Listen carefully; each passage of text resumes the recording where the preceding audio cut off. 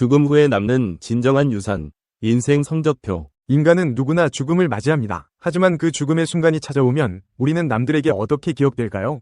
사람들은 당신의 이름을 떠올리며 안도할까요? 아니면 슬픔에 잠길까요? 당신이 이 세상에 더 이상 없다는 사실에 사람들은 어떤 반응을 보일까요? 그들이 진심으로 애통해하며 당신의 부재를 느낄지, 아니면 한숨을 내쉬며 무관심하게 지나칠지 고민해보아야 합니다. 이런 질문은 살아있는 동안 거의 하지 않는 질문이지만, 사실 우리가 죽음을 맞이할 때 남겨지는 것은 물질적인 것들이 아니라 우리의 존재가 다른 사람들에게 남긴 흔적들입니다. 누구도 불멸을 누릴 수는 없습니다. 그러나 사람들의 마음속에 남아있는 당신의 자취는 오래도록 남을 것입니다. 우리의 죽음이 그들의 삶에서 어떻게 자리할지를 생각해보는 것은 우리가 지금 어떻게 살아가야 하는지에 대한 중요한 힌트를 제공합니다. 결국 죽음 후의 평가가 우리의 진정한 모습을 보여주는 것이니까요. 그때는 더 이상 우리의 지위나 권력, 재산이 중요한 것이 아니라 우리가 어떻게 살았고 어떤 가치를 추구했는지가 중요해집니다. 우리가 지금 현재 권력의 중심에 있거나 다른 사람들에게 영향력을 행사할 수 있는 위치에 있을 때는 사람들의 진정한 평가를 듣기 어려울 수 있습니다.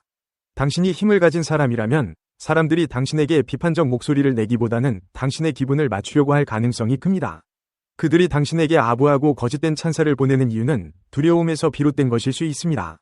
당신이 그들에게 제공하는 혜택이나 당신의 권력 때문에 그들은 마음속의 진실을 억누르고 그들이 원하지 않는 말을 하지 않으려 할 것입니다. 이러한 상황에서는 당신 자신도 진실을 모른 채 살아갈 가능성이 높습니다. 당신은 사람들이 보내는 칭찬을 진심으로 받아들이며 자신이 존경받는 사람이라고 믿고 살아갈 수 있습니다. 하지만 그 칭찬과 존경이 진정한 것이 아닌 두려움과 계산에서 비롯된 것이라면 그것은 환상에 불과합니다. 그 환상 속에서 우리는 자신의 잘못된 행동을 인식하지 못한 채 살아갈 수 있습니다. 그리고 그 잘못된 행동들은 누군가에게는 상처가 되고 억압의 도구가 될 수도 있습니다. 당신이 죽고 난 뒤에야 사람들은 그동안 억눌렀던 진심을 털어놓을 것입니다. 그때 비로소 당신의 삶이 사람들에게 어떤 영향을 미쳤는지, 당신이 남긴 진정한 유산이 무엇이었는지를 알게 될 것입니다.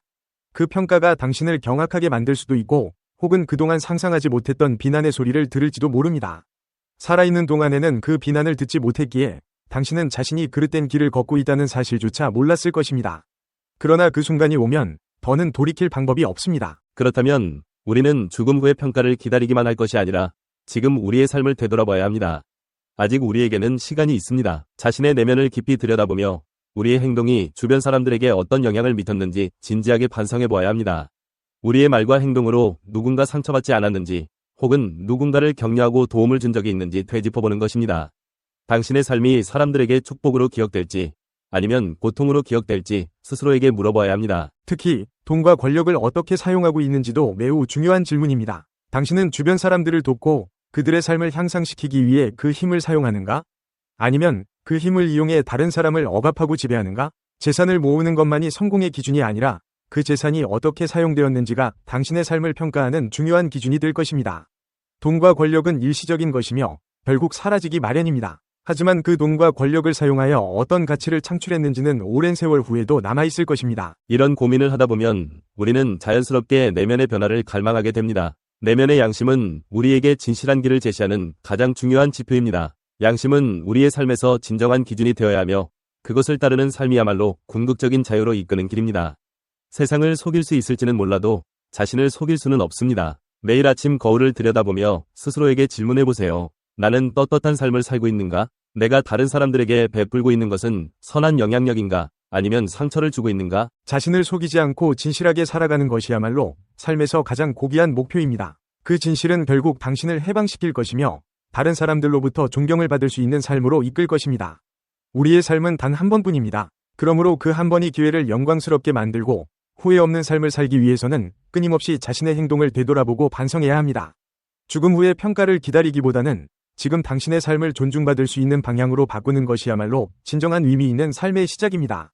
이 세상에 남겨질 유산은 당신이 소유한 물질적인 것이 아니라 당신이 진정으로 사람들에게 남긴 사랑과 가르침, 그리고 선한 영향력입니다. 철학 증명 문제. 왜 성필원이 세상에 존재해야 하는가?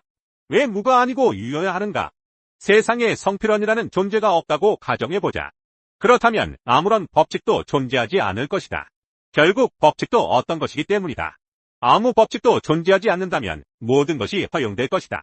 모든 것이 허용된다면 무는 용납되지 않을 것이다. 따라서 무는 그 자체를 용납할 수 없다. 그러므로 성필원은 이 세상에 존재해야 한다. 철학 문제 증명 끝.